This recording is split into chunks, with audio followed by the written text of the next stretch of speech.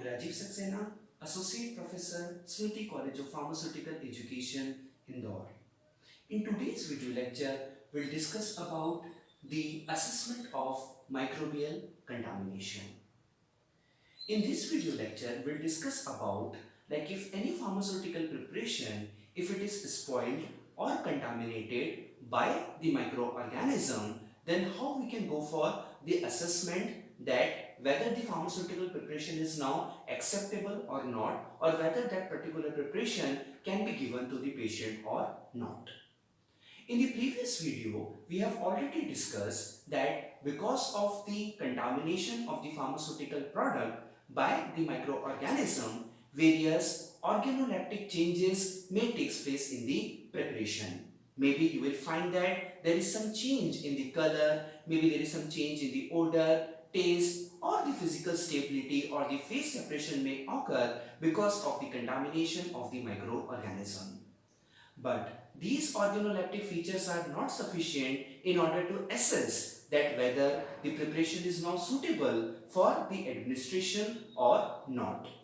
So, some standard methods are available by which we can easily assess the level of contamination. We can easily assess that whether the preparation is being contaminated by the microorganism or not. So, these are actually the four basic methods by which we can go for the assessment. The first one is the physical and chemical changes. We know that the microorganism, they have the capability to metabolize the drug and the excipient which is available in any formulation, because these ingredients act as a source of carbon, nitrogen and other nutrients which are required for the growth of these microbes. So because of the attack of the microorganism in any pharmaceutical preparation, various physical and chemical changes occur. These changes are because these microorganism metabolizes the ingredients and they causes certain chemical and physical changes in the pharmaceutical preparation.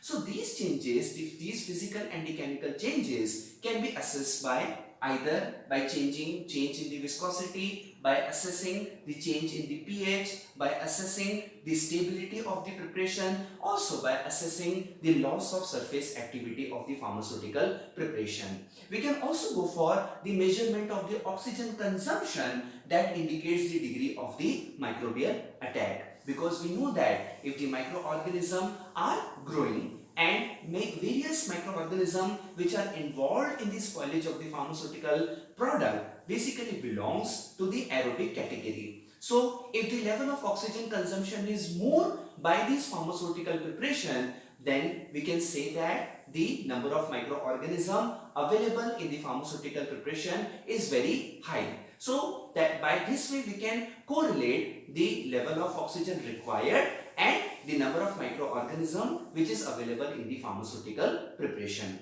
So by this assessment of the physical and the chemical changes, we can conclude that these changes are occurring because of the metabolism, because of the growth of the microorganism, and these various ingredients of the pharmaceutical preparation, they are acting as a nutrient and the microorganisms are growing and surviving in these nutrient or in this ingredient, and because of which various physical and chemical changes are actually taking place.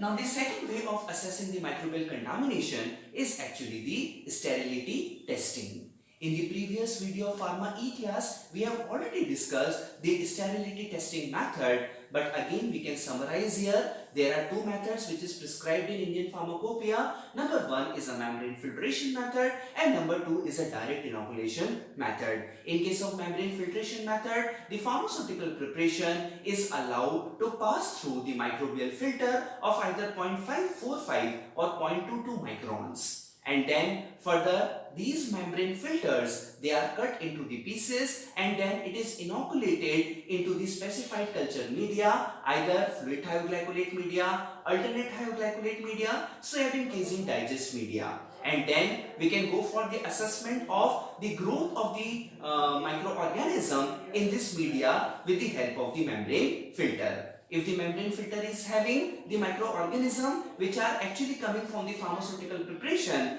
then in those culture media, we can find that there is a growth of the microorganism. But if the pharmaceutical preparation does not have the microorganism, then in that case we can say that pharmaceutical formulation is actually safe for the consumption by the patient.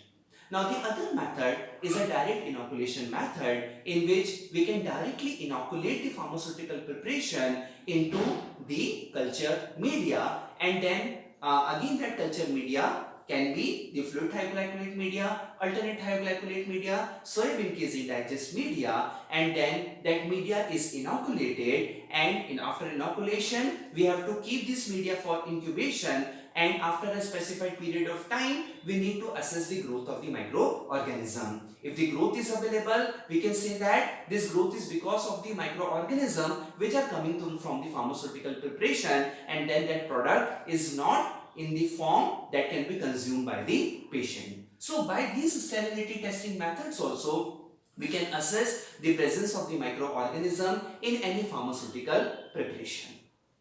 Now the next method is the assessment of the viable microbes in a non-sterile product. We also know that the pharmaceutical product, we can divide the pharmaceutical product into two categories. Number one, which are non-sterile product, and number two, which is a sterile product. For example, parenteral product, ophthalmic product, various eye drops, they belongs to the category of the sterile product. And we also know that the sterility is what? That is the complete removal of all the viable form of microorganism from any preparation. So we can say that in case of the sterile pharmaceutical preparation, we cannot have presence of any microorganism. So these sterile products are actually free from any contaminating microorganism. But even if we are talking about the non-sterile product, maybe it is a syrup, maybe it is a tablet, maybe it is a capsule, these are all the non-sterile product. But even in the non-sterile product, the presence of so many number of the microorganism is not desirable. In that case also, Indian Pharmacopoeia and various pharmacopoeias have given various microbiological limits of different categories of the microorganism. So we have to perform microbiological limit tests for these contaminating microorganism in order to assess that whether in the pharmaceutical preparation, which actually belongs to the non-sterile category, is having the microorganism which is either under the limit or it is above the limit. If it is under the limit, then we can say that the pharmaceutical preparation is actually safe for the use by the patient. But if the load of the microorganism in these non-sterile product is again very high, then we cannot take any chance, and this type of product is not consumed by the patient and the batch has to be rejected. Now, the last method for the assessment of the microbial contamination is actually by the estimation of the pyrogens. Pyrogens are actually the molecule which are responsible for elevating the body's temperature. These pyrogens are actually made up of some lipoproteins and lipopolysaccharides which are available in the microorganism as an exotoxin. So if in any pharmaceutical preparation, if we can judge, if we can estimate the presence of the pyrogen, then we can say that the pyrogens are actually available because that pharmaceutical preparation is having the presence of the microorganism that may further is responsible for the spoilage of the preparation. So if we are estimating the presence of the pyrogen, we can actually assessing the assessment of the microorganism that may involved in the spoilage of the pharmaceutical product. So there are different in vivo and in vitro methods for the determination of the pyrogen is available. In some method, we can directly inject the pharmaceutical preparation into some experimental animal like rabbit, and then we have to go for the calculation of the change in the body temperature because of the administration of the pharmaceutical preparation. If the body's temperature of the experimental animal elevates, then we can say that that elevation is actually because of the presence of the pyrogen, and pyrogen is available because of the presence of the microorganism in the pharmaceutical preparation. So indirectly here we are assessing the presence of the spoiling microorganism. But again, some in vitro methods are also available, and the most common method is actually the LAL test. LAL is Limulus amebicide lysate test. In this method, what we have to do, we have to take some lysis product of amebicide cell of the giant horseshoe crab, which is called as Limulus polyphemus. So we have to take that lysate product and we have to introduce the pharmaceutical product into that lysate product. And if that lysate product is converted into some gel-like consistency, then we can say that in our sample the pyrogen is available. But that transformation, for example, if it is not taking place in the sample or in the lysate, then we can say that the pharmaceutical preparation is free from the contaminating microorganism. So here also we are judging, here also we are estimating the presence of the pyrogen in the pharmaceutical preparation, and definitely if the pyrogen is available, then it is because of the microorganism which may further is responsible for the spoilage of the pharmaceutical product. So these are few of the methods by which we can go for the assessment of the microbial contamination. Number one is by assessing the physical and the chemical changes. Second, with the help of the sterility testing by the membrane filtration method or direct inoculation method. And number three is the assessment of the viable microorganism in a non-sterile product with the help of various microbial limit tests. And at last, we can go for the estimation of the presence of the pyrogen in the pharmaceutical preparation as an indirect measure of the presence of estimation of the presence of the microorganism in the pharmaceutical preparation. Thank you.